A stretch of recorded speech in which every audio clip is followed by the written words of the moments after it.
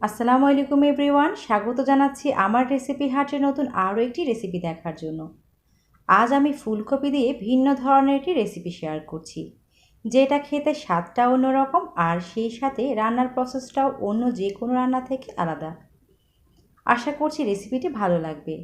তার জন্য আগে থেকে একটা ফুল পরিষ্কার করে ধুয়ে নিয়েছি। তারপর চুলায় একটি স্ট্যান্ড বসিয়ে দিয়ে এই ফুলটা বসিয়ে দিলাম, আর অল্প আঁচে এটাকে পুড়িয়ে নিতে হবে। এমনভাবে পোড়াতে হবে যেভাবে আমার বেগুন ভর্তা তৈরি করতে গিয়ে বেগুনটা পুড়িয়ে থাকি। ঠিক একই প্রসেসে ফুলকপিটাকে ঘুরিয়ে ঘুরিয়ে পুড়িয়ে নিতে হবে। অল্প আঁচে এটাকে পুড়িয়ে নিতে হবে যাতে এটা সিদ্ধ হয়ে যায় আর খুব বেশি পুড়ে না যায়। তাতে করে ফুলকপির মাঝে একটা সুন্দর স্মেল আসবে। এপাশ ওপাশ করে ফুলকপিটাকে পুড়িয়ে নেওয়া হয়ে গেছে। এখন ফুলকপিটাকে চুলা থেকে নামিয়ে নিচ্ছি আর কিছুটা ঠান্ডা করে নিচ্ছি। ফুলকপিটা ঠান্ডা হয়ে গেছে, এখন এটাকে টুকরো করে নিতে হবে। আর অল্প আঁচে পুড়িয়ে নেওয়ার কারণে এটা অনেকটাই সিদ্ধ হয়ে গেছে। টুকরো করা হয়ে গেলে একটা গ্রেটার দিয়ে ফুলকপিগুলোকে গ্রেট করে নিতে হবে। আর এটা সিদ্ধ হয়ে যাওয়ার কারণে খুব তাড়াতাড়ি এটাকে গ্রেট করে নিতে পারবেন। এটা গ্রেট করা হয়ে গেছে আর এরকম মিহিদানার মতো আমি এটাকে গ্রেট করে নিয়েছি। এখন এটাকে একটা সাইডে রেখে দিয়ে রান্নায় চলে যাচ্ছি। চুলায় একটি প্যান বসিয়ে দিয়ে পরিমাণ মতো দিয়ে দিচ্ছি তেল। তেলটা যার যার পছন্দ অনুযায়ী দিয়ে দিতে পারেন। তেলটা গরম হয়ে এলে 1 কাপের মতো দিয়ে দিচ্ছি পেঁয়াজ কুচি।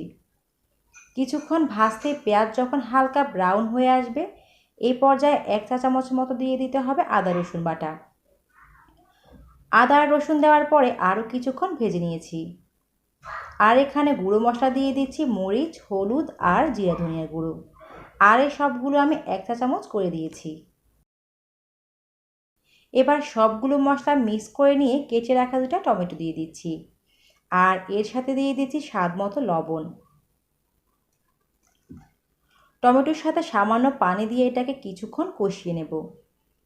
পানিটা শুকিয়ে টমেটোটা যখন সফট হয়ে আসবে, এটাকে একটা সাইডে করে দিয়ে দিচ্ছি 2টা ডিম।